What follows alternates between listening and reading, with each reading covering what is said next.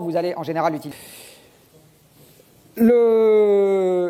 À ce stade, il y a quelques premières conclusions que je vous propose, que je vous rappelle. Donc je vous rappelle que d'utiliser de l'énergie suppose que l'énergie existe déjà dans l'environnement. Donc quand dans un débat, vous voyez des gens qui vous disent on pourrait utiliser l'hydrogène, de l'hydrogène dans l'environnement, il y a un endroit où il y en a beaucoup, ça s'appelle le Soleil, c'est pas très commode d'aller le chercher.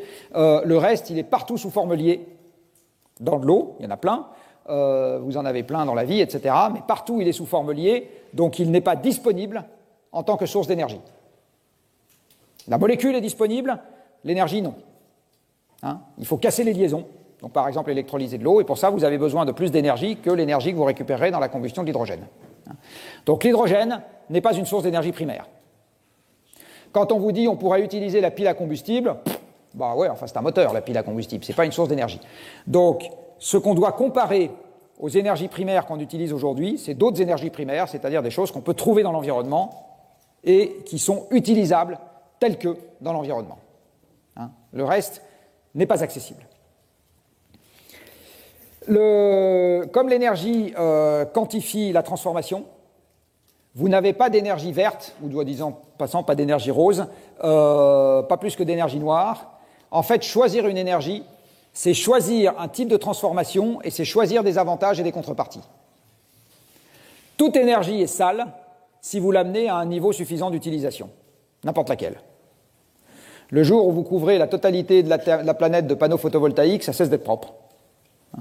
Donc, une énergie propre, en général, quand vous regardez les chiffres, vous vous rendez compte que c'est une énergie qui est utilisée en quantité suffisamment minime pour que ses inconvénients le soient également. En général, c'est ça, une énergie propre. Dès que l'énergie commence à être utilisée en quantité massive, quel que soit le mode d'extraction de l'environnement, il y a des inconvénients. Et choisir une énergie, c'est arbitrer entre les inconvénients dont on a envie et ceux dont on n'a pas envie.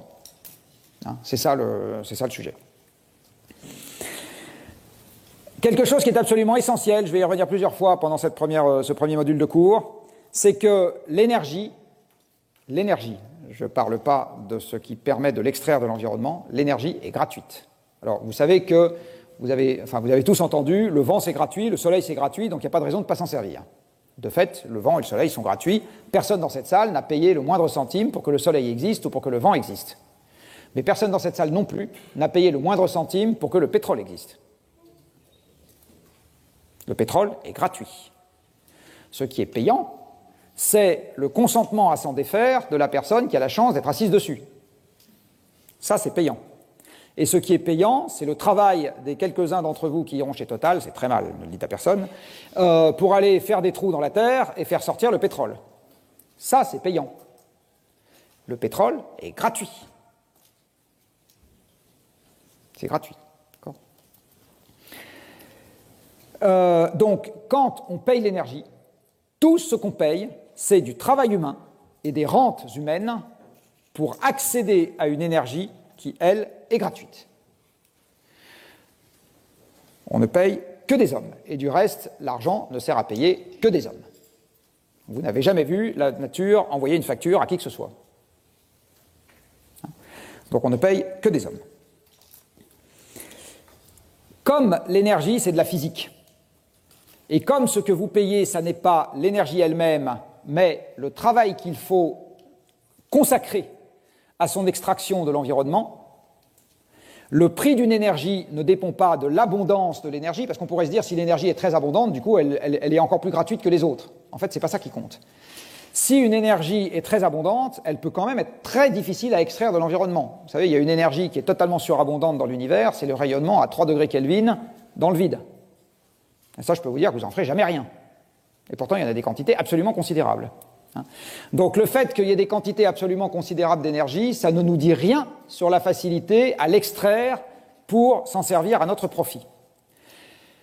Ce qui va compter pour le coût de l'énergie, c'est-à-dire la facilité qu'il y a à l'extraire et à l'utiliser à notre profit, c'est le fait que la source d'énergie préexistante dans l'environnement soit déjà très concentrée et avec peu de barrières nous séparant de l'accès à cette source.